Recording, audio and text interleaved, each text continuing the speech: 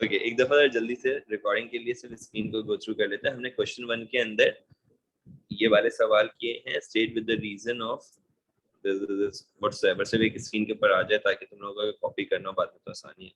और this is for the part 2, तुम लोग यहाँ पे पॉज करके यहाँ पर भी आंसर कॉपी कर सकते हो।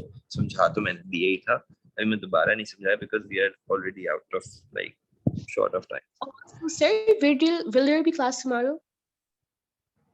Sorry, what beta? Will there be class tomorrow? Inshallah, I'll try my best to have a class tomorrow as well, but I'm not sure about it. Whatsoever will be the sequence, I'll just let you know in the group. Okay. Okay, sir. Okay. So now they're asking that some tissues of the gas exchange system include cells that are able to produce and secrete mucin. Mucin क्या होता है? Mucins are stored in vesicle in these cells, ready for secretion. Once outside the cell, mucin absorb water to form mucus. Name the structure in the gas exchange system that produces and secretes mucin. हमारे पास gas exchange system के अंदर mucin बनाने वाले cells को या cells and mucus glands. Mucus glands कहा जाता है। ओके जी, परफेक्ट। म्यूकस ग्लैंड भी एक्सेप्टेबल है और गॉबलेट सेल्स भी एक्सेप्टेबल है, ठीक है। नेम द स्ट्रक्चर, सिर्फ नाम पूछा हुआ है, नाम के 2 marks. Name the structures in gas exchange system. चलो अच्छा ठीक है, दोनों ही मेंशन कर देना, हो सकता है 1-1 मार्क का हो क्योंकि दोनों ही म्यूसिन सिक्रीट करके म्यूकस बनाते हैं और दोनों अलग अलग होते हैं। म्यूकस ग्लैंड अलग है, गॉबलेट सेल्स अलग है, तो दोनों ही मेंशन कर देना क्योंकि यहाँ पर भी इसने स्ट्रक्चर्स मार्क किया हुआ है, स्ट्रक्चर नहीं है खाली, ठीक है। Mucins are described as glycosylated protein. The process of glycosylation involves the addition of sugar components after polypeptides are synthesized. Suggest one location in the cell where glycosylation of mucin could occur. एक ऐसी जगह जहाँ glycosylation होगी, तो भाई यार ये याद रखो ग्लाइकोसाइलेशन का मतलब क्या है। ग्लाइकोसाइलेशन कहते किसे? एडिशन ऑफ शुगर को विद द प्रोटीन। प्रोटीन के अंदर शुगर कहाँ ऐड होगी? जहाँ पे प्रोटीन मॉडिफाई होता है। देखो प्रोटीन सिंथेसिस के मैकेनिज्म्स को जरा याद रखना। प्रोटीन सिंथेसिस के मैकेनिज्म में ट्रांसक्रिप्शन, सही है, पहला प्रोसेस जो कि न्यूक्लियस के अंदर होता है, फिर ट्रांसलेशन दूसरा प्रोसेस जो कि राइबोसोम के पास होता है, राइबोसोम भी कह सकते हो उसको, एंडोप्लाज्मिक या रफ एंडोप्लाज्मिक रेटिकुलम भी कह सकते हो उसको, फिर पोस्ट ट्रांसलेशनल मॉडिफिकेशन, इसके अंदर कार्बोहाइड्रेट ऐड करते हैं। पोस्ट ट्रांसलेशनल मॉडिफिकेशन में आप ऐड करते हो उसमें कार्बोहाइड्रेट, तो ये आपके पास होती है या तो रफ एंडोप्लाज्मिक रेटिकुलम में या फिर कभी-कभार गोल्जी बॉडीज में। यस, ठीक है। तो यहाँ पर क्या कह रहा है? सजेस्ट वन लोकेशन, तो वन का मतलब वन ही है, रफ एंडोप्लाज्मिक रेटिकुलम ज्यादा सूटेबल है तो आप वो मेंशन कर सकते हो। और आप गोल्जी दोनों हो सकते हैं बेटा, ये तो मैंने मेंशन किया ना, यहाँ पर लिखा है ना मैंने अभी, दोनों हो सकते हैं, दोनों पॉसिबिलिटीज हैं, गोल्जी बॉडीज और रफ एंडोप्लाज्मिक रेटिकुलम, ठीक है। ज्यादा चांसेस रफ एंडोप्लाज्मिक रेटिकुलम के होते हैं, कम चांसेस गोल्जी एपेरेटस के। लेकिन हम यहाँ ज्यादा और कम की कहानी में नहीं पढ़ेंगे because we don't know specifically कि ये वाली पोस्ट ट्रांसलेशन मॉडिफिकेशन कहाँ पर हुई, तो हम दोनों ही मेंशन कर देंगे या कोई एक इन दोनों में से मेंशन कर तो एक्सेप्टेबल होगा, सही है। The process that occur in the production and secretion of mucins are listed: translation, exocytosis, glycosylation and transcription. मैंने आपको अभी ऑलरेडी सीक्वेंस बता दिया पूरा, सही है। तो आप किससे स्टार्ट करोगे? फर्स्ट प्रोसेस आपके पास होगा ट्रांसक्रिप्शन, सेकेंड प्रोसेस आपके पास होगा ट्रांसलेशन, सही है, और थर्ड प्रोसेस आपके पास होगा मॉडिफिकेशन, जिसको ग्लाइकोसाइलेशन का नाम दिया हुआ है यहाँ पे क्योंकि इसकी मॉडिफिकेशन का स्पेसिफिक काम ही यही है। और फोर्थ प्रोसेस होगा उसको बाहर फेंकना, यानी कि एक्सोसाइटोसिस, सही है भाई। आई होप कि यार इसके अंदर कोई कंफ्यूजन नहीं होगी, है ना। एक काम करो, अब इसका भी स्क्रीनशॉट कैप्चर करते भी चलो जल्दी जल्दी से, तेजी से, सही है। So we are done with this too as well, and let's move on to the next question. अगले सवाल में वो कह रहा है भाई chloride ion moves out of the mucin producing cells at the same time as mucin is secreted. Suggest and explain how the exit of chloride ion helps the formation of mucus from mucin. Chloride ion से कुछ related चीजें समझ में आ रही होंगी आपको water potential की, सही है। तो यहाँ पे वाटर पोटेंशियल की ही बात होने वाली है, सही है। क्लोराइड आयन क्या करेगा? क्लोराइड आयन मूव आउट, सही है,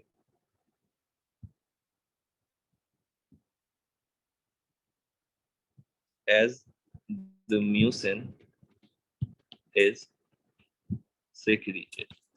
जैसे म्यूसिन सिक्रीट होगा तो क्लोराइड आयन भी मूव करेगा बाहर की तरफ. क्यों?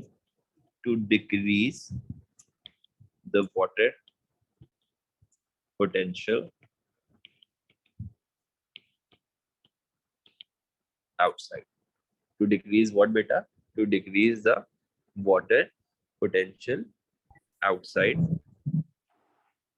फिर यहाँ पर आपके पास एक चीज आ जाती है, एक बहुत इंपॉर्टेंट चीज. वो क्या है?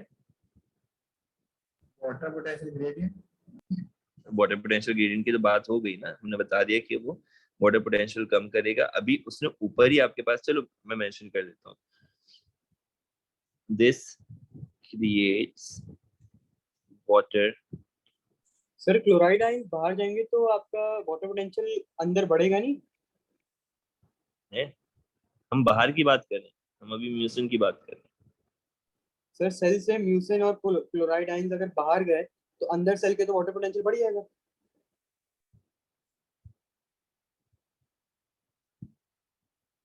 वही करवाना है मेरे ख्याल से शायद हमें. मैं ड्रॉ करके मेंशन कर दूं. म्यूसिन बाहर गया, तुमने भी ऊपर क्या पढ़ा था? म्यूसिन को पानी चाहिए, सही है. किस चीज के लिए? किस चीज के लिए पानी चाहिए म्यूसिन को? म्यूकस बनाने के लिए, ताकि वो कन्वर्ट हो जाए इनटू म्यूकस, सही है. ये पानी कैसे आएगा बाहर? ये पानी सेल से आएगा बाहर. सेल से बाहर कैसे आ रहा है पानी? सेल बाहर फेंक रहा है क्लोराइड आयन, ताकि अंदर वाटर पोटेंशियल इंक्रीज हो जाए और बाहर वाटर पोटेंशियल डिक्रीज हो जाए. तो हम अभी बाहर की बात कर रहे हैं, जहाँ पे हमारा म्यूसिन जा रहा है, सही है. सही, thank you sir. Okay, this create water potential gradient which is followed by water. अब वो जरूरी नहीं है उसी सेल से आए, सेम सेल से आए, वो कहीं से भी वाटर अट्रैक्ट करेगा, जमा करेगा, सही है. which is followed by water, and this water along with mucin convert it into mucus. वो उस म्यूसिन को म्यूकस में कन्वर्ट कर देगा, सही है. अब तुमने यहाँ पर ना दो चीजें जरूर मेंशन करनी है. Chloride ion movement, chloride ion movement causes osmosis of water from the cell and diffusion of water from the surroundings. यानी कि ये पानी अगर सेल के अंदर से आ रहा है, देखो भाई, ये पानी अगर सेल के अंदर से आ रहा है तो यहाँ पर मैकेनिज्म हो रहा है ऑस्मोसिस का. और अगर ये पानी सेल के बाहर से कहीं से आ रहा है तो वो डिफ्यूज होके आ रहा है. ठीक है, ये दो बातें मेंशन कर दी है तुमने. Water from the cell and diffusion of water from the surrounding of mucin. I hope कि ये आंसर क्लियर हो गया होगा. मैंने प्रॉपरली और डिटेल में इसका आंसर लिखने की कोशिश करी, क्योंकि मेरा अपना ज़ाती ख्याल था कि ये कैसा कॉन्सेप्ट है जो कि क्लियर नहीं होता है अमूमन बच्चों को. तो क्या आप लोगों को क्लियर है? प्लीज मेंशन कर दो. सबको क्लियर हो गया ये आंसर? जवाब नहीं आ रहा है आप लोगों के, आप लोग बिजी हैं, मसरूफ हैं. ओके, ठीक है जी, डन. अरे भाई डन, काफी है, इतना बहुत समझ गया मैं, आप लोगों को समझ में आ गया, ये मैं समझ गया. ओके, चलें जी. The gas exchange system includes some cells that are able to divide by mitosis. Explain why it is important to have these cells in gas exchange system. Repair of worn out tissues to produce more cells that can lead to growth and formation of new cells that are genetically identical. Sure.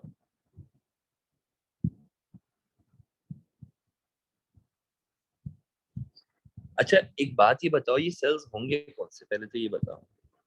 ये बात Stem तुम्हारा cells. जवाब सही है, लेकिन क्या आप stem cell की तरफ रेफर कर रहे हैं? Yes, sir. ओके, आपका कहने का मतलब है कि लंग्स के अंदर स्टेम सेल्स होते हैं। तो अगर एक बंदा सिगरेट पी रहा है, उसको एम्फाइसीमा हो जाए सिगरेट की वजह से, तो उसका एल्वेलर डैमेज क्यों होता है? नया बना ले।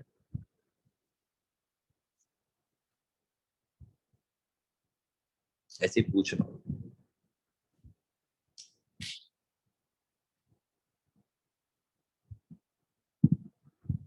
बेटा गायब हो गए तुम। सॉरी सर, आपने बोला क्या था? मैंने बोला है कि भाई अगर आप कह रहे हैं, अगर आपके बकौल लंग्स के अंदर स्टेम सेल्स होते हैं, तो फिर एक बंदा जो कि स्मोकर है उसको क्या मसला है? स्मोकिंग की वजह से जो भी डैमेज होगा स्टेम सेल रिपेयर कर देंगे।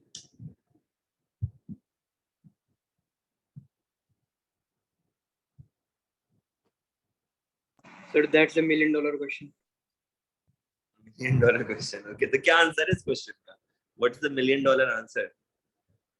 सर वो स्टेम सेल्स ही खराब हो जाते होंगे। अच्छा, ओके, सही है। सोचो, थोड़ा सा दिमाग तो लगाओ। आज आपको बड़े खामोशी खामोशी, नींद तो नहीं आ रही है? लेट तो नहीं हो गई आज की क्लास कहीं? सर वैसे फेगोसाइट्स भी होते हैं लंग्स के अंदर, एल्वेलाई में actually, but still I guess phagocytes mention कर दिया मैंने, मार्क कर लिया, मतलब सही है, ठीक है। पहले एक काम करते हैं, इसका आंसर दीजिए, क्योंकि इसका इस आंसर से ताल्लुक नहीं है ना। Why it is important to have these cells in gas exchange system which can divide mitotically? Cells which can divide mitotically are present in lungs to replace worn out tissues or damaged or damaged parenchymal cells of lungs. अच्छा, parenchymal sales में वैसे ही कह रहा हूँ, आप इसको मत लिखिएगा, आप इसकी जगह लिखिएगा टिश्यू सेल्स ऑफ लंग्स। सही है, जो लंग टिश्यू के सेल्स होते हैं। Damage tissue cells of lungs, उसको हम लोग एकदम मेडिकल टर्मिनोलॉजी में लंग पैरेन्काइमा भी कहते हैं। मतलब मेडिकल से मतलब ये कि आगे चल के आप इसकी डिटेल पढ़ोगे तो फिर वो एक टर्म आ जाएगी, बट आपके लेवल पे टर्म यूज नहीं होगी। सही है।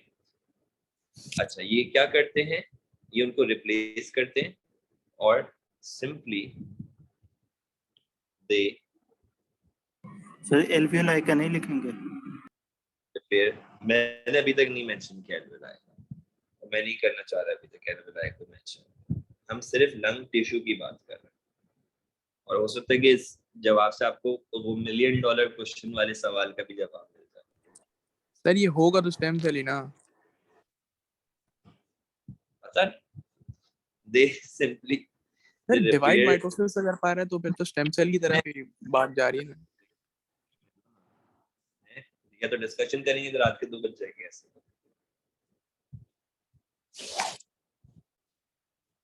अच्छा, मैं क्या लिख रहा था, देखो और simply they repair the damaged और इंजर्ड टिश्यू। ठीक है, अब मेरा एक सवाल है, क्या लंग के अंदर सिर्फ एल्वियोलाई होते हैं या एल्वियोलाई के बाहर भी कोई सेल्स होते हैं? और अगर एल्वियोलाई के बाहर कोई सेल्स होते हैं तो उन सेल्स को क्या कहते हैं? अगर ये 3 एल्वियोलाई, 1 2 3, तो ये बीच के सेल्स कौन से हैं? ये बीच के सेल्स लंग टिश्यू कहलाते हैं। इनकी रिप्लेसमेंट हो जाती है, इनका डैमेज रिकवर हो जाता है, लेकिन हम एल्वियोलाई को रिपेयर नहीं कर सकते। हम एल्वियोलाई को भी किसी हद तक रिपेयर कर सकते हैं, लेकिन उस एक्सटेंट तक रिपेयर नहीं कर सकते। सही है, हमारे पास सिर्फ इंजरी के लिए मौजूद नहीं है। सही है, आप इसको ये बता सकते हो to increase the number of cell. अब उसका एक सर्टेन फेट होता है, उसका एक सर्टेन एज होती है नंबर ऑफ सेल इंक्रीज करने की, increase the number of cells in all the tissues of lung. अब यहाँ पे हम alveoli को भी रेफर कर रहे हैं without naming it. In all the tissues of lung. मैं एंड में इसको पूरा समराइज करके समझाऊंगा कि मैं ऑलरेडी आप लोगों को किस चीज में कंफ्यूज कर रहा हूँ. Increase the number of cells in all the tissue of the lungs for growth purpose. तो दो चीजें आ गई, एक आ गया, बल्कि तीन हो जाएंगी. एक आ गया रिप्लेसमेंट, सही है, दूसरा आ गया रिपेयरमेंट और तीसरा आ गया ग्रोथ. आई गेस 3 मार्क्स के हवाले से काफी है. अब जरा गौर से सुनो, जो आपके पास एल्वियोलाई डैमेज होता है उसकी रिप्लेसमेंट नहीं होती, सही है. अच्छा, माइटोसिस क्यों हो रहा है? इसका सबसे मेन पॉइंट ये होगा कि जेनेटिकली आइडेंटिकल सेल्स बना रहा है, सही है. ओके, जब आपके पास एल्वियोलाई डैमेज हो रहा है तो एल्वियोलाई की कोई रिप्लेसमेंट नहीं है. हाँ, एल्वियोलाई के दरमियान के जो सेल्स हैं उनकी डैमेज, उनकी इंजर्ड हो जाने पर, उनके ओल्ड एज हो जाने पर, उनकी ग्रोथ करवाने के लिए आपके पास स्टेम सेल्स हैं. और जब आप ग्रोथ की बात करते हैं तो at the time of growth आप एल्वियोलाई बना सकते हैं, लेकिन once an alveoli is like completed, एक एल्वियोलाई एज के हिसाब से, ग्रोथ के हिसाब से कंप्लीट हो जाएगा. जाहिर सी बात है, एक छोटे बच्चे के अंदर कम एल्वियोलाई होंगे, एक बड़े एडल्ट के अंदर ज्यादा एल्वियोलाई होंगे, सही है. तो जब वो एक अपने सर्टेन एज पर पहुंच जाएगा, उसका एक नंबर ऑफ एल्वियोलाई कंप्लीट हो चुका होगा, तो फिर बाद में आप उसको दोबारा नहीं बना सकते. वंस डन इट्स डन, सही है.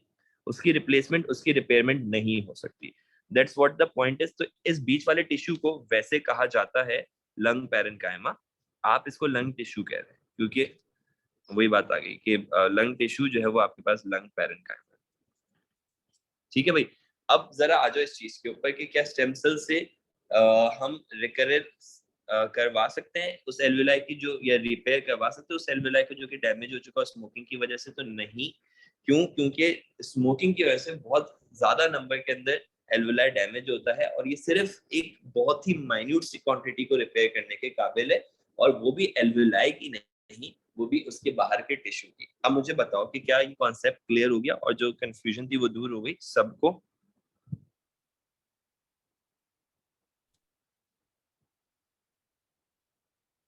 गाइस क्लियर है? कोई कंफ्यूजन नहीं है? इसका स्क्रीनशॉट ले लो, अगर कोई भी कंफ्यूजन हो तो वो मेंशन कर दो. ओके, सो आई होप कि क्लियर है, सभी को क्लियर है. हम आगे चलते हैं. इसके बाद आपके पास आता है figure 3.1 is a photomicrograph of human blood cell from a healthy individual who lives at sea level. The cells labeled C, D and E are white blood cells. C, D and E जो mark हुए हैं वो आपके पास white blood cells हैं, जिसके अंदर जो है वो आपके पास सेल C कौन सा है भाई? सेल C के अंदर मल्टी लोबुलर न्यूक्लियस आ रहा है. पॉलीमॉर्फिक न्यूक्लियस कह सकते हैं आप इसको, या इसको पॉलीमॉर्फ भी कह सकते हैं. तो इसके अंदर 3 सेल्स हम लोगों ने काउंट किए थे, कल ही किए थे. एक था न्यूट्रोफिल, एक था इजिनोफिल, एक था बेसोफिल. सही है. न्यूट्रोफिल अप्रोप्रिएट आंसर है बिल्कुल इसका, सही है, क्योंकि बेसोफिल और इजिनोफिल का हमारे सिलेबस में इतना जिक्र होता नहीं है. जो डी मार्क हुआ है ना, उसके पास आपके पास एक बड़ा सा न्यूक्लियस है और सेल छोटा सा है. बड़े से न्यूक्लियस का छोटा सा सेल आपके पास कहलाता है लिम्फोसाइट, और ये एक इमेच्योर लिम्फोसाइट है. इमेच्योर होता तो इसके अंदर जो है ना पेरिफेरल साइटोप्लाज्म नजर आ रहा होता, तो इसलिए एक इमेच्योर लिम्फोसाइट है. तो आप इसको खाली मोनोसाइट लिख सकते हैं. मोनोसाइट तो बेटा E होगा ना, मोनोसाइट तो थोड़ी ई होगा. है ना, मोनोसाइट तो ई है, तो डी को सर? कैसे लिख सकते हैं? गलत हो जाएगा. सर पेरिफेरल साइटोप्लाज्म क्या होता है? सर इसमें हम टी और अलग अलग नहीं वो करेंगे ना लिम्फोसाइट को. एक मिनट रुक जाओ बेटा, 1 बाय 1 आंसर दे सकता हूँ. ये अगर न्यूक्लियस है तो यहाँ पर जो साइटोप्लाज्म होगा वो पेरिफेरल कहलाएगा. पेरिफेरल का मतलब होता है आउटर पेरिफेरी पे जो मौजूद हो. हाँ बेटा, अब बोलो क्या कह रहे थे आप? एक और बच्चे ने क्या पूछा था? डी को हम बी लिम्फोसाइट या टी लिम्फोसाइट नहीं करेंगे ना. कर सकते हो, एक्सेप्टेबल होगा, लेकिन अप्रोप्रिएट यही है कि खाली लिम्फोसाइट लिखो. जैसे कि यहाँ पे अप्रोप्रिएट ऊपर सी के लिए न्यूट्रोफिल लिखना है, वरना इजिनोफिल और बेसोफिल भी एक्सेप्टेबल होता है. सर ये मैक्रोफेज नहीं है? नहीं,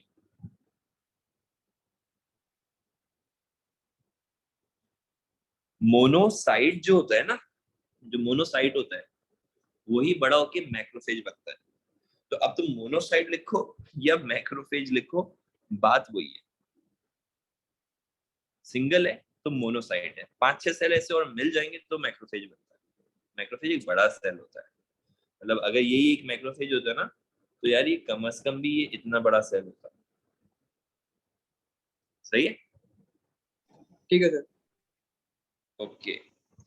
अच्छा जी चले, इसके बाद आपके पास आ जाता है, मैंने ना एक दफा एक सवाल ऐसा पढ़ा था एक बच्चे का, उसने आंसर में पता है क्या लिखा हुआ था, सी के बाद बाहर भी उसने लिखा हुआ था व्हाइट ब्लड सेल, डी के बाहर भी लिखा हुआ था व्हाइट ब्लड सेल, और ई के बाहर भी लिखा हुआ था व्हाइट ब्लड सेल। अब उम्मीद है कि अगर एग्जाम में आप ऐसा कोई इसको मैं ये बोलूँगा जब भंड है क्लियरली, अगर आप ऐसा कोई भंड मार के आ रहे हैं एग्जाम में तो अल्लाह करे कि एग्जामिनर को उस दिन अपनी बेगम से फटा ना हुआ वो मार्क्स दे दे, आपको इससे मार्क्स मिलेंगे नहीं। सही है, चलें। In humans, an increase in white blood cell count can be associated with leukemias and with infectious disease such as measles. CLL के बारे में बता रहे हैं, CLL एक क्रॉनिक टाइप का ल्यूकीमिया होता है। क्रॉनिक वो बीमारी होती है जो लंबे अरसे से चलती हुई आ रही होती है, और ल्यूकीमिया ऑलरेडी एक ब्लड कैंसर है। सही है, it's a type of cancer that starts in the bone marrow in the early stages. Many people with CLL feel well. The disease sometimes diagnosed by chance during a routine blood analysis with a high white blood cell count is noticed. Many of these white cells are only partially mature, यानी कि आधे mature होंगे और आधे immature white blood cells होंगे. Suggest why CLL starts in bone marrow and not in any other location of the body. फिर वही stem cell वाली बात आनी चाहिए यहाँ पर, है ना? Bone marrow consists of stem cell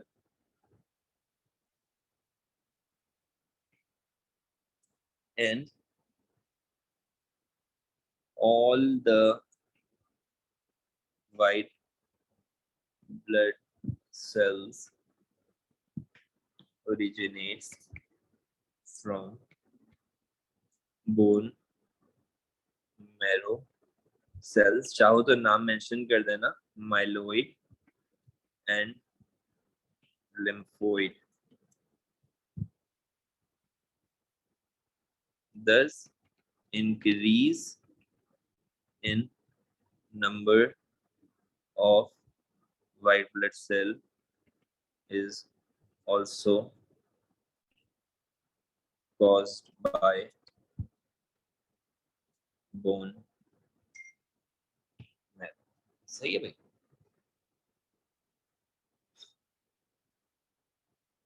clear है? होपफुली ये वाला पार्ट भी सबको क्लियर होगा। ये आपके एक पेज के ऊपर पूरा क्वेश्चन दोबारा से आ गया। अब इसका स्क्रीनशॉट ले लो और फिर हम आगे बढ़ते हैं।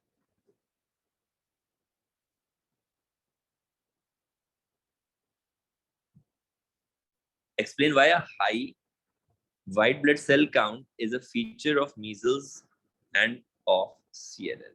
measles में ऐसा क्या हो रहा है कि उसमें high white blood cell count आ रहा है, और CLL में ऐसा क्या हो रहा है? देखो measles में और CLL में दोनों में आपके पास जो है वो अलग अलग वजह से white blood cells बढ़ रहे हैं। measles में white blood cell बढ़ रहे हैं, थोड़ा सा enlarge करें, बैक्टीरियल इन्फेक्शन की वजह से।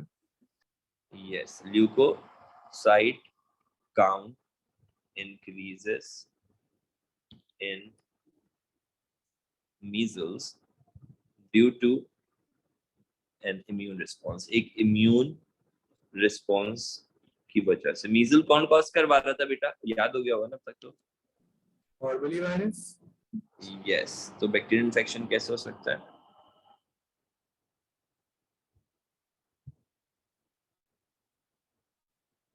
बैक्टीरिया लिखूंगा ना तो गलत हो जाएगा। सही है, Viral infection चलेगा सर? हाँ, measles is viral infection and immunity. Sir ये हट नहीं है सिलेबस। जवाब लिखने देना क्या जा रहा है? Immunity response is to the virus. और ये कब हटा है? मीजल्स कब हटा है सिलेबस से? ऐसे ही सर पूछ रहा था। अच्छा सही, चलो मैं भी ऐसे ही बता रहा हूँ। CLL में क्या हो रहा है? CLL में ए माइटोटिक डिवीजन हो रही है। जिसको आप कहते हैं एबनॉर्मल माइटोसिस। एबनॉर्मल माइटोसिस हर उस जगह होगी जहां पे कैंसर डेवलप हो रहा है, सही है। एबनॉर्मल माइटोसिस हो रही है which increases the number of white blood cells, both mature and immature। इसमें दोनों नंबर बढ़ते हैं, मेच्योर भी बढ़ेगा और immature भी बढ़ेगा, सही है। This is due to a mutation. मेरे ख्याल से यार 3 मार्क्स तो दे ही देगा, क्या कहते हैं आप लोग, काफी है ना।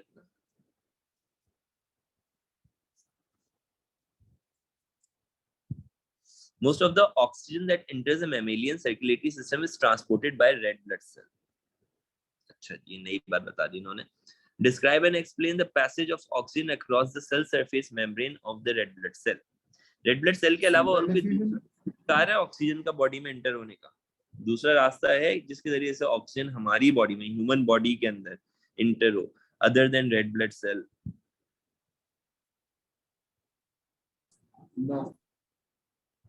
नहीं, पक्की बात है? Yes sir. चलो ठीक है जी। ऑक्सीजन क्या होता है? Oxygen can diffuse across the bilayer of phospholipid। क्या रीजन बताओगे? अच्छा, रीजन बताने से पहले ये चीज मेंशन कर देना, from high PO2 to low PO2। देखो, आप गैसेस के लिए कंसंट्रेशन यूज नहीं करते, अगर करते हो तो भी सही है, कि मसला नहीं है, लेकिन आप यहाँ पे पार्शियल प्रेशर की टर्म यूज कर सकते हो। Higher partial pressure of oxygen से lower partial pressure of oxygen की तरफ डिफ्यूजन होगी, सही है। 2-3 प्रॉपर्टी और लिख दो। Oxygen is hydrophobic as it is non-polar,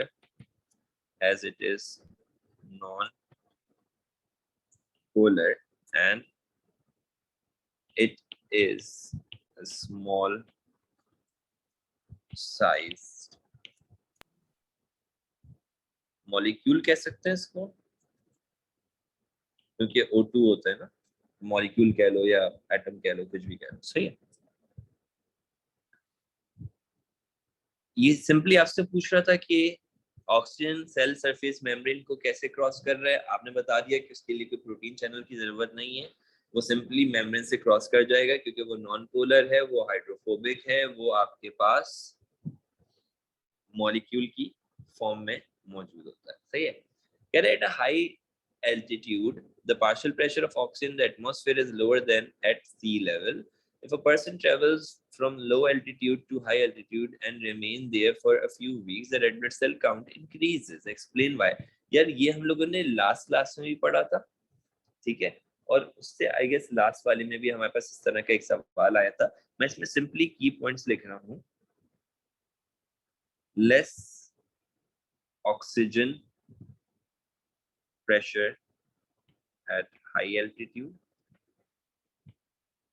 जिसकी वजह से उस बंदे को सफर करना पड़ेगा लो PO2।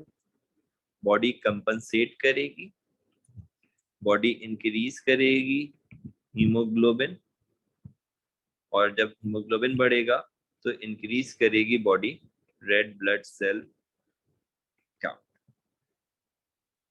सही है भाई। क्यों? to meet the oxygen saturation and PO2 inside the body। क्यों? to meet the oxygen requirement of the tissues। ठीक है, मैंने कीवर्ड्स में और की पॉइंट्स में तुम लोग को इसका आंसर पूरा समझा दिया। यार मैं उम्मीद करता हूँ कि यार ये सब कुछ समझ में आ गया होगा। इसको भी एक स्क्रीन में ले लेते हैं ताकि तुम लोग इसका भी स्क्रीनशॉट ले सको।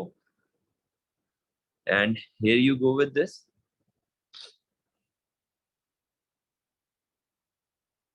डन है, आगे बढ़े।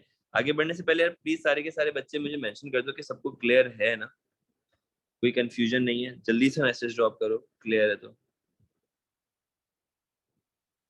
ओके बस इतने से बच्चों को क्लियर है, अच्छा बस इतने से, अच्छा जी ओके ठीक है डन है।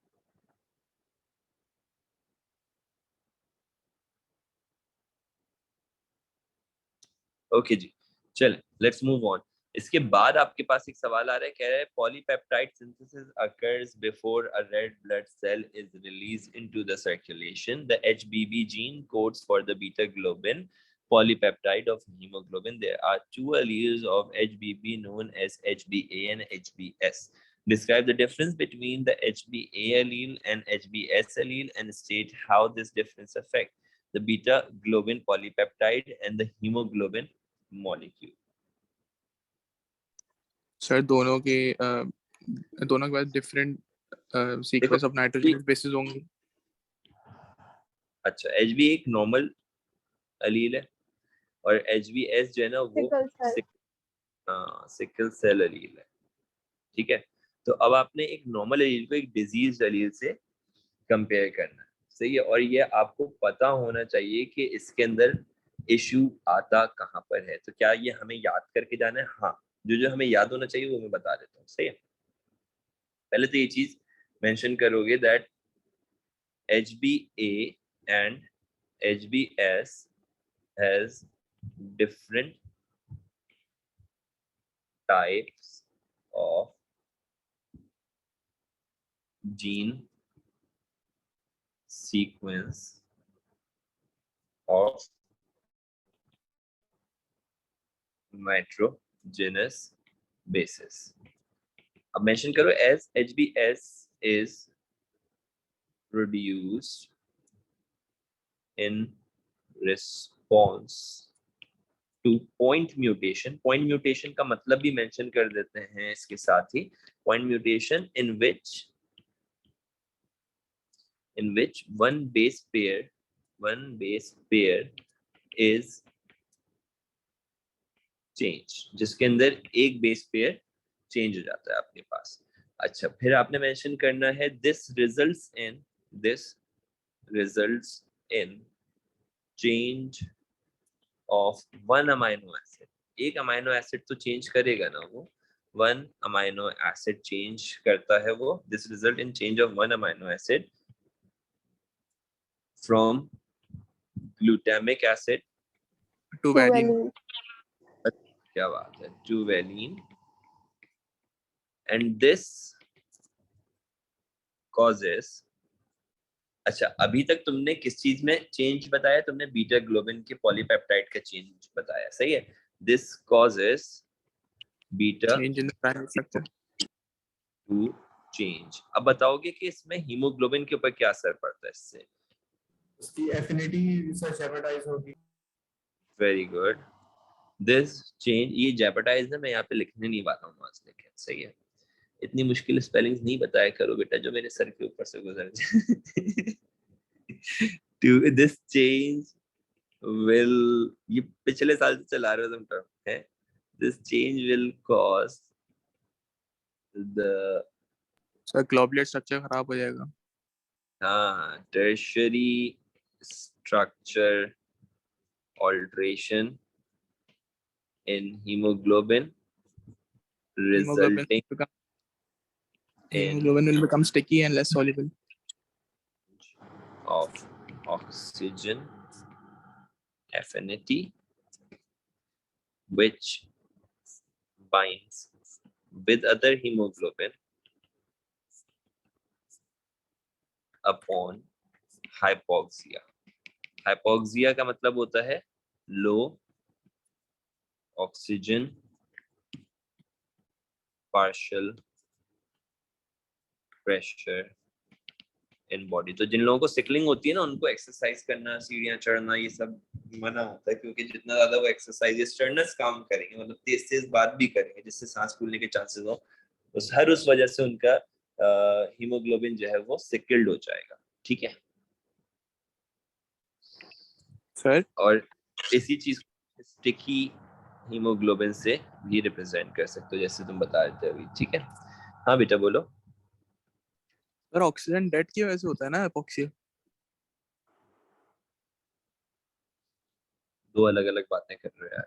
हाइपोऑक्सिया ऑक्सीजन की कमी, ऑक्सीजन डेप्थ वो अमाउंट ऑफ ऑक्सीजन जो कि एनारोबिक रेस्पिरेशन को की वजह से बनने वाले लैक्टिक एसिड को रिमूव करने के लिए चाहिए। ऑक्सीजन डेप्थ अलग है। हाइपोऑक्सिया मतलब सांस जो आप ले रहे हैं उसके अंदर जो अमाउंट ऑफ ऑक्सीजन है रिक्वायर्ड उससे कम आ रहा है, ठीक है। ठीक है सर। ओके सर ये वाली लाइन क्या थी, this change in tertiary structure वाली? क्या थी मतलब? यही लाइन है। ये टर्शियरी स्ट्रक्चर के आगे ये क्या वर्ड लिखा हुआ है? This change will cause the tertiary structure altered, पता नहीं क्या लिखा था, ऑल्ट्रेशन लिख दो, चेंजेस, सही है, tertiary structure to change. Okay sir. Alteration of hemoglobin resulting in the change of oxygen affinity, okay.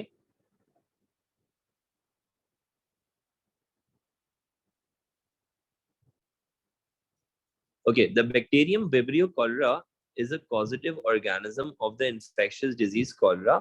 Vibrio cholera has structural features typical of all the bacterial cells. It also has a flagellum for the movement.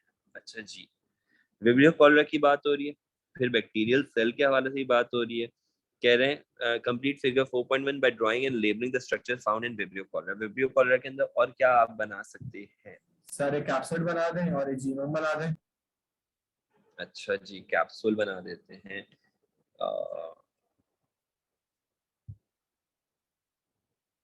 एक capsule आ गया। Cell wall बनानी है?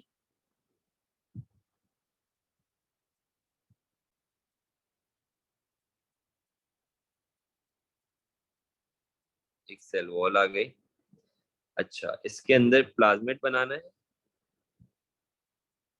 और genetical material बनाना है हमें और scattered थोड़े से राइबोसोम, यस राइबोसोम। ठीक है, डन है। इसके बाद इसकी स्क्रीनशॉट लेना तो ले लेना, सही है। और अगर इसकी लेबलिंग का पूछोगे तो इसको कहेंगे आप स्लाइम, इसको आप कहेंगे सेल वॉल, इसको आप कहेंगे क्रोमोसोम जो कि इसका स्लाइम सीखी होती कैप्सूल है सर। तो प्लाज्मिड कहेंगे, स्लाइम कैप्सूल बेटा, यस। और इसको आप कहेंगे राइबोसोम, कौन सा वाला? 70S वाला, ठीक है, डन है।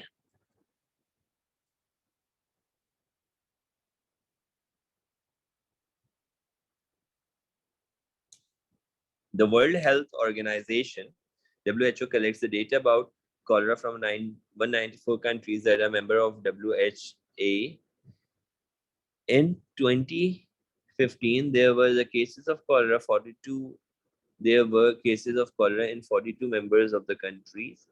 Total number of cases of cholera reported were 172454. There were deaths also as a result of cholera in 23 of these countries. The total number of the deaths from the cholera were reported 1304. The case fatality rate for the cholera is a proportion of the cases of cholera that results in death within a particular time period. A country with cases of cholera that are properly treated would have a case fatality rate of less than 1%. Calculate the case fatality rate for 42 members of the country of WHA for 2015. Give your answer to the nearest 0.1%. Guys बताएगा भाई death rate कितना आ रहा है इसका? करवा दो, मेरा answer सही नहीं आया था इसका। अच्छा, किस कोई मतलब पैटर्न कोई तो बताएगा, किसी को तो आइडिया हो रहा होगा। मैं दो बातें इसमें से मार्क करता हूँ। The total number of deaths from the cholera reported were 1304, सही है। और sir deaths upon total number of cases करेंगे। टोटल नंबर ऑफ केसेस हैं आपके पास 172454। क्या करेंगे बताओ? Sir deaths upon total number of cases करेंगे। चलो करो, 1304 को डिवाइड करो 172454। क्या आंसर आ रहा है करके देखो तो जल्दी से, कैलकुलेटर ऑन कर लो। इतनी मैथ्स तो मुझे भी नहीं आती।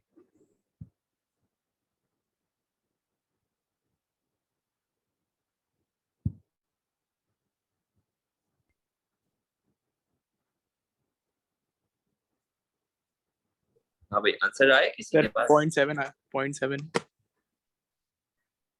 पॉइंट 7 7 0.75 तो 0.8 0.75%। तो इसको एक उस पे लेकर आना है ना, तो इसको कर लो 0.75 ही है। 75 के ऊपर बड़ा नंबर है, 750 है। सर चलो 75 756 मतलब चलो 0.8 ही हो जाएगा। ठीक है भाई, चेक कर लेना यार आंसर। तुम्हारा क्या आंसर आ रहा था और क्या आंसर आया हुआ है इसके अंदर? सर पता नहीं क्या सोच के किया था पहले, अजीब ही आंसर आ रहा था। चलो ओके, कभी कभार मुश्किल चीजें करने का जो शौक होता है ना, एडवेंचर करने का शौक, वो आपको दूर तक ले जाता है, आंसर से भी बहुत दूर। Many of the 23 countries reporting deaths from cholera in 2015 had a case fatality rate of less than 1%. However, 2 of the 23 countries had case fatality rates greater than 5%. Suggest 2 explanations for the higher case fatality rate in these 2 countries. क्या explanation होगी बेटा? Sir no vaccination programme, मतलब आपके financial issues की वजह से, या no awareness. No vaccination programme, अच्छा कॉलरा कंटामिनेशन से भी फैलता है, याद है? नो अवेयरनेस, डिले और in therapy, water no availability नहीं है। Diagnosis, contaminated water supply, Poor diagnosis sir वही। हाँ, sir no Okay. Poor diagnosis, less efficient antibiotic used. poor or no diagnosis, no availability of antibiotic। यार 2 marks है, काफी है ना? ठीक है, लिख दिया नो अवेलेबिलिटी ऑफ अवेलेबिलिटी। क्या बात है, जबरदस्त, रोजा लग रहा है मुझे रात में भी। नो अवेलेबिलिटी ऑफ अवेलेबिलिटी, बेहतरीन, जबरदस्त, ऑफ एंटीबायोटिक्स। ओके चले जी, ये अच्छा था। In 2010 the country of Haiti जो भी इसको प्रोनाउंस करें, experience a major earthquake, this led to an outbreak of cholera. Explain भाई, यार ये क्या चक्कर है, मतलब अर्थक्वेक आ रहा है तो कॉलरा आ रहा है और क्या कहते सर हैं, एंडेमिक रीजन हो जाएगा तो वाटर कंटामिनेट हो जाएगा, फीकल ओरल रूट के थ्रू कॉलरा फैल जाएगा। अच्छा जी, आप ये बोलेंगे कि अर्थक्वेक की वजह से सबसे पहले डैमेज क्या हुआ? Damaged sanitation sewage sewage system, pipe, sewage pipe या सीवेज सिस्टम्स कह लो उसको, सही है। और जिसकी वजह से क्या होगा? Contaminated which will water. lead to water contamination. Water contamination हो जाएगी, कंटामिनेशन, और poor water supply, with poor water supply कर लो। जब जहाँ पे भाई वाटर सप्लाई की लाइंस होती है, वहां पे जो है वो सीवेज की लाइंस भी होती हैं। आपने देखा होगा अक्सर यारी एक्सप्रेसवे से जब आप गुजरते हैं, तो जहां पर से आपके पास नाले का पानी गुजर रहा होता है, वहीं से मीठे पानी की लाइन भी गुजर रही है, जो कि हमारे घरों तक आ रही होती है, जिसको अक्सर लोग तोड़ देते हैं क्योंकि उसमें हाई प्रेशर वाटर होता है ना, तो उससे बहुत बड़े बड़े फाउंटेन्स क्रिएट हो रहे होते हैं। अक्सर देखा हो शायद कभी आप लोगों ने गुजरते हुए। तो पुअर वाटर सप्लाई मिलता है, वाटर कंटामिनेटेड हो जाता है, पानी ना मिलने के साथ साथ जो है वो जाहिर सी बात है कि वो क्लीन और वेल ट्रीटेड वाटर नहीं मिलेगा, वाटर प्यूरिफिकेशन सिस्टम्स फेल हो जाएंगे और वगैरह वगैरह। इसके बाद कह रहा है figure 4.2 shows the data about the cholera collected by WHO over a period of 8 years from 2008। इसकी पिक्चर लेनी थी, इसकी पिक्चर ले लो यार, काम करो। ओके नाउ ठीक है, इसका भी स्क्रीनशॉट हो गया, डन। आगे चलते हैं।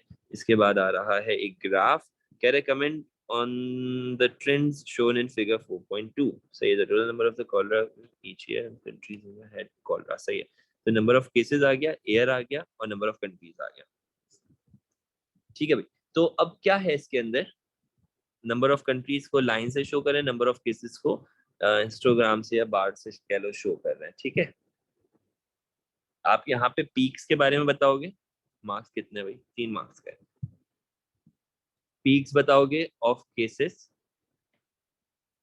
सही है. और जब हाईएस्ट पीक आ रही है तो 2011 का आउटब्रेक बताओगे. सही है. और उसी वक्त आपके पास नंबर ऑफ कंट्रीज का पीक बताओगे 2 जगह पे. इसमें भी 2011 मेंशन कर दो. नंबर ऑफ कंट्रीज में आपके पास आ जाएगा 2008 का एक पीक आ जाएगा, but with less number of cases. तो आउटब्रेक नहीं मेंशन कर रहे हैं हम उसमें. और दूसरा 2011 का आप मेंशन कर दोगे इसके अंदर. और जो फ्लो बन रहे हैं ना, पहले डिक्रीज था, फिर इंक्रीज हुआ और फिर डिक्रीज हो गया. तो अब इसके अंदर अपनी नॉलेज यूज करके कुछ पॉइंट्स ऐसे मेंशन कर देना कि क्यों ऐसा हुआ दोबारा से. क्योंकि आपने अवेयरनेस फैलाई, आपने इम्प्रूव वाटर सिस्टम या इम्प्रूव वाटर सप्लाई करी, आपने इम्प्रूव किया improve water sanitation. हाँ वाटर सैनिटेशन या सीवेज सिस्टम्स कह लो. सही है. Improve water sanitation, improve sanitation ही कह दो सिंपली. हर तरह की सैनिटेशन इसमें काउंट हो जाएगी. सर एक्सप्लेनेशन तो नहीं मांगी उसने. तो बेटा फिर बताओगे कैसे? कमेंट कहाँ आ जाएगा? Comment वाला trends ना, तो Comment obviously कमेंट में आपकी अपनी नॉलेज आती है. कमेंट का मतलब ये है कि ये सारे डाउनफॉल्स और ये इंक्रीज क्यों आया. तो एक जब पीक बताओगे तो पीक के साथ साथ बता दोगे कि पीक क्यों आया, और या फिर ये बता दोगे पीक के बाद जब रिलीव आया तो रिलीफ क्यों आया. दोनों में से किसी एक पे भी अपने कमेंट्स दे देना. आपकी दी हुई राय वैल्यूएबल है. इसका स्क्रीनशॉट ले लो भाई. डन है. आगे बढ़े.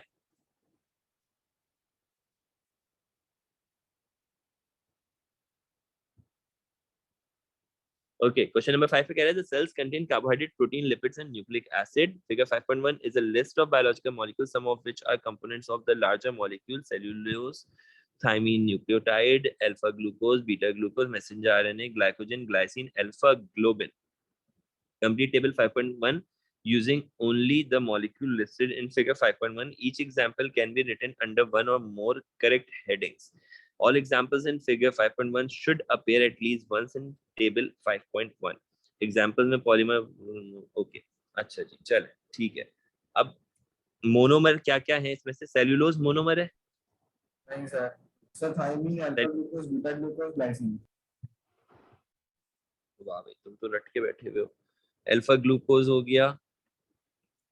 ऐसे करो ना यार कि सॉल्व करने वाला पैटर्न बने. अल्फा ग्लूकोज आ जाएगा, बीटा ग्लूकोज भी आ जाएगा मोनोमर में. अच्छा, अल्फा ग्लूकोज और बीटा ग्लूकोज क्या क्या है? मोनोसैकेराइड्स भी हैं. सही है. अच्छा जी, और मोनोमर में अल्फा ग्लोबिन भी आ जाएगा. एक ग्लोबुलर प्रोटीन है तो इसलिए मोनोमर नहीं है. आएगा सही सर है. अल्फा ग्लोबिन इसमें. नहीं आएगा. अच्छा, क्यों नहीं आएगा? फिर कहाँ पर आएगा भाई? सर पॉलीमर्स में आएंगे. चलो पॉलीमर्स में डाल दिया. फिर बताओ सेल्यूलोज कहाँ पर आना चाहिए? पॉलीमर्स में आना चाहिए सेल्यूलोज. पॉलीसैकेराइड में भी आएगा और पॉलीमर्स में भी आएगा. पॉलीसैकेराइड में क्या आएगा? ओके एग्जैक्टली, दोनों में आ जाएगा. रिपीट कर सकते हैं ना. All example should appear at least once in the table. हाँ सही है, वन और मोर करेक्ट हेडिंग्स. अच्छा, और बताओ भाई मैसेंजर आरएनए कहाँ लिखे? मोनोमर में, पॉलीमर में? पॉलीमर में. ओके ठीक है. ग्लाइसिन कहाँ पे लिखे? सिर्फ मोनोमर्स में. सिर्फ मोनोमर में. थाइमीन न्यूक्लियोटाइड कहाँ पे लिखे? सिर्फ मोनोमर. थाइमीन भी सिर्फ मोनोमर में आता है. ठीक है. अच्छा जी, और तो कुछ नहीं रह गया. सर ग्लाइकोजन रह गया. ग्लाइकोजन. ग्लाइकोजन पॉलीमर में आ जाएगा ना. पॉलीमर में डाल दें. ग्लाइकोजन में भी आएगा. ओके चलें, बेस्ट हो गया. डन है. कोई कंफ्यूजन तो नहीं है इसका? भी स्क्रीनशॉट ले लो भाई. चलो जल्दी जल्दी से, तेजी तेजी से. Hopefully done. आगे चलते हैं। Explain how the structures of phospholipid allow the formation of the phospholipid bilayer of cell surface membrane. अच्छा जी, सबसे पहले आपने बता दिया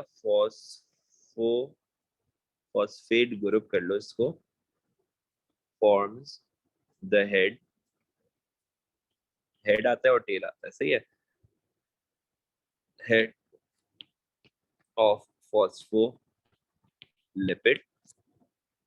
which is polar in structure and hydrophilic, यानी कि water loving, यानी कि पानी को अट्रैक्ट करेगा in nature, सही है जी। and the tail is hydrophobic which is non-polar in nature, जिसमें से एक होती है सैचुरेटेड फैटी एसिड की और दूसरी होती है अनसैचुरेटेड फैटी एसिड की, ठीक है भाई। और फिर आप मेंशन कर देना कि head to head parallel arrangement होती है towards a watery environment. Aqueous environment. हाँ, forming a whole hydrophilic layer inner, या यूं कह लो on inner and outer surface of bilayer, or the core of bilayer is formed by parallel tails that are fatty acids forming, Following a hydrophobic core. yes, hydrophobic region.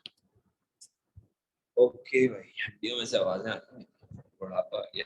और जरा बताओ clear हुआ ये answer? इसका भी screenshot ले लो यार, ये आखिरी ऑप्शन बचा है इस सवाल का। टोटल मार्क्स हो गए हैं यहाँ पर। डन है, आगे बढ़े।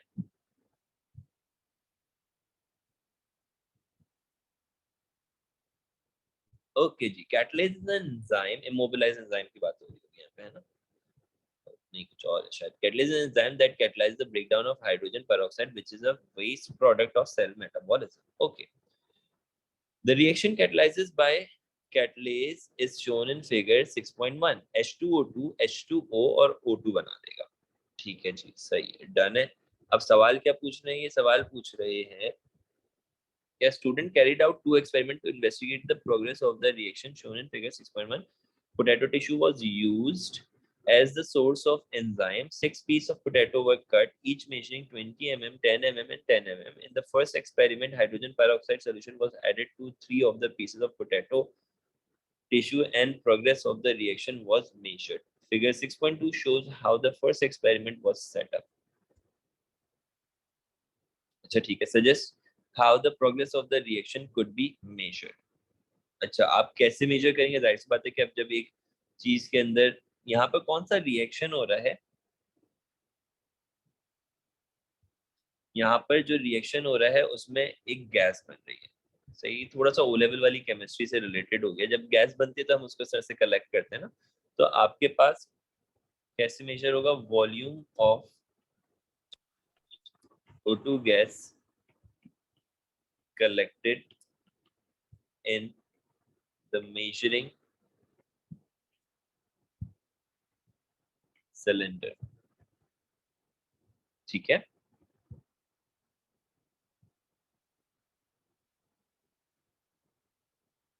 With Answer the time taken for the bubbles to Yep. form. Okay, with reference to the time. So how about we measure the time with digital stopwatch or something? Sorry, दोबारा बोलो बेटा। How about we measure the time with digital stopwatch? तो if it's like not necessary, you can use your mobile phone ना, उसमें भी timer होता है. सही है. मजाक कर रहा हूँ यार. ऑब्वियसली वो होगा ना, टाइम टेकन का रेफरेंस अगर तुम दोगे तो तुम साथ में लिख सकते हो गेटिंग स्टॉप वॉच अलोंग. ठीक है. पता नहीं, मैं ऐसे मजाक करूँ, बुरा नहीं मानना है. तुम लोग बोलोगे यार सर पागल हो गए, मतलब टाइम पूरा हो गया इनका, नींद आ रही है ना. मतलब that's not an issue if you're not having the time stopwatch shown in the figure, but we can like always mention about the time ना. We can take time as a reference, क्योंकि अगर आप time as a reference नहीं लोगे तो आपको speed of reaction या rate of reaction कभी भी नहीं पता चलेगा, कि rate of reaction calculate he per unit time होता है. ठीक है. Okay, so अब हम क्या करेंगे? I guess that's it. काफी है इतना answer. Yes, more mentioned yesterday how the progress of the reaction be measured. अच्छा, एक चीज और आप इसमें So we mention could कर also सकते measure the height of water level in the meniscus. हैं. वॉल्यूम कह लें उसको, वॉल्यूम ऑफ वाटर.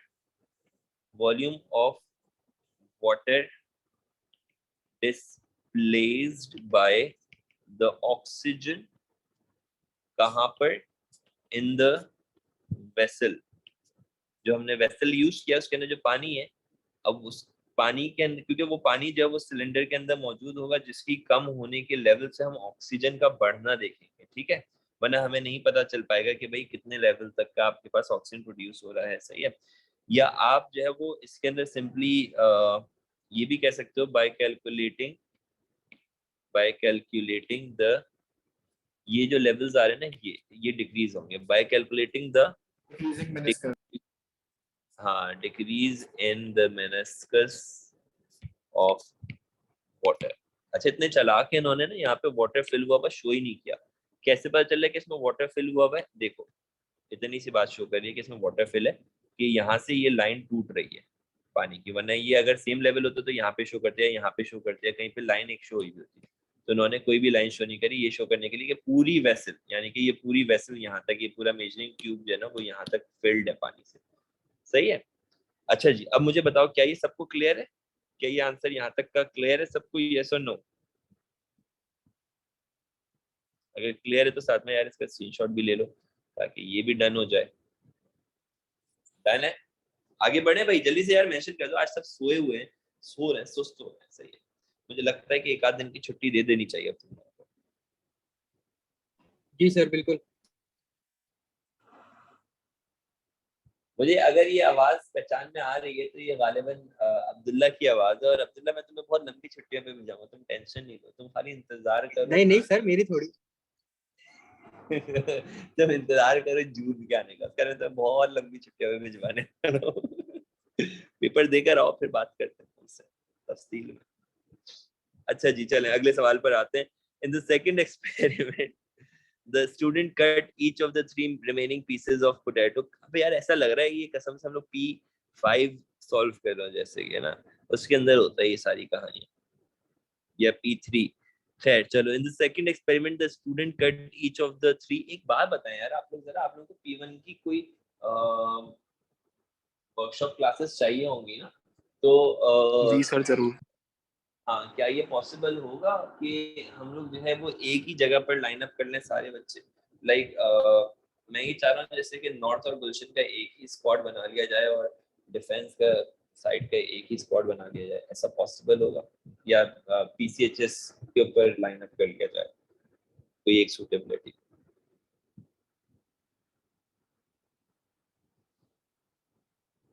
खामोशी का मतलब मैं हाँ नहीं समझने वाला.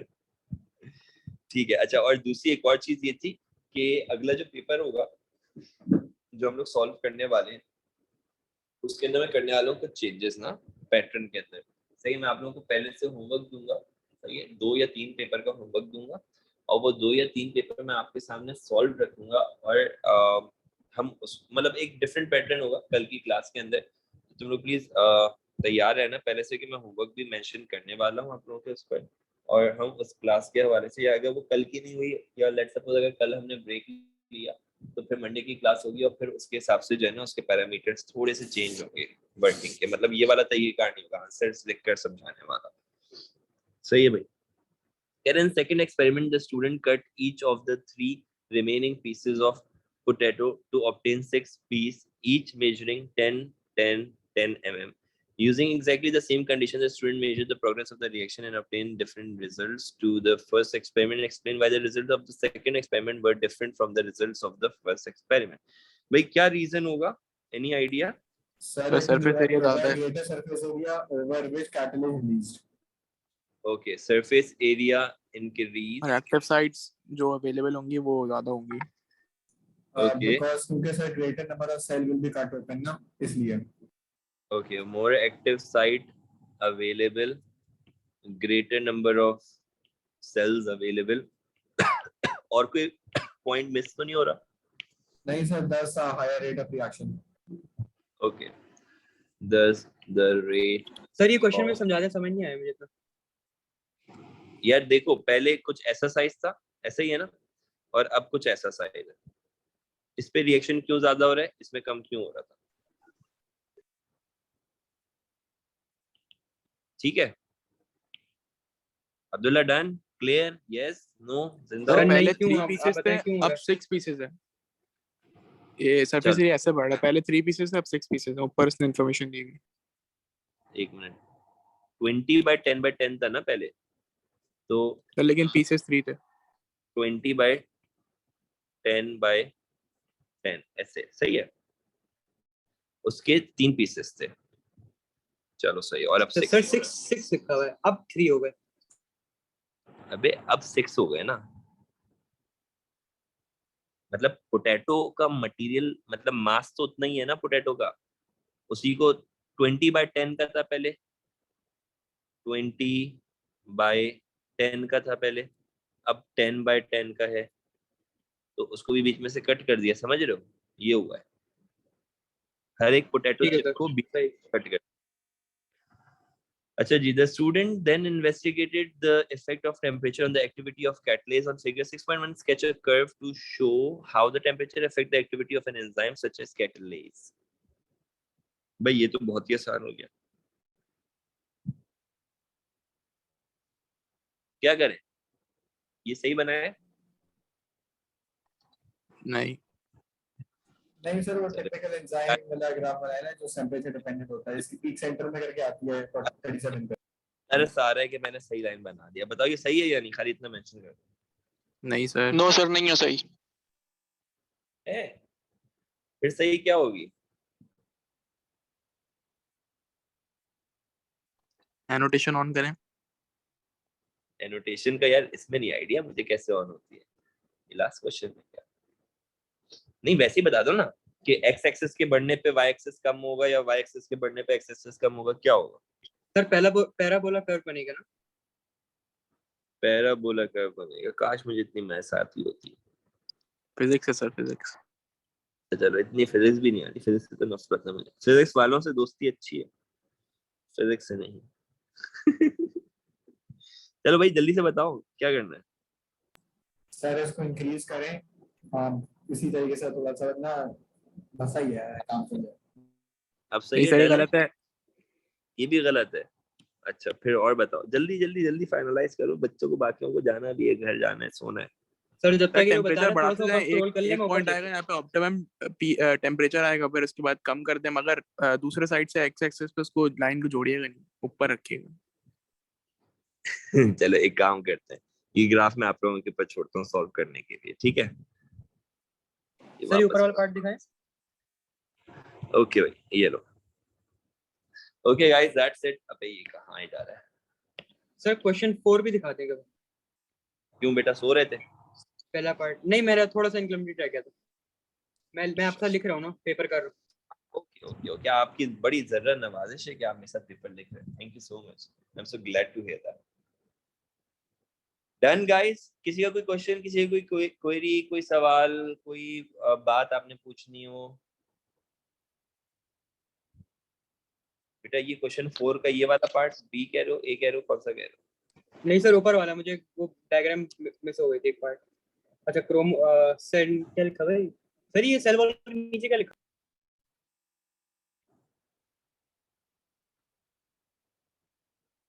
डन। जी सर। ओके भाई, सर चले आप जी। P1 की वर्कशॉप्स ऑनलाइन भी यार आई सी कि अगर ऑनलाइन का हो सका, क्योंकि यार P1 में ना फिर वो ऑनलाइन में इतना मजा नहीं आता। देखते हैं क्या होता है। P1 जरा समझाने का अपना तरीका एक अलग होता है ना, तो लेट्स सी के क्या कर सकते हैं हम लोग। ओके चले भाई बच्चों, ओके अल्लाह हाफिज।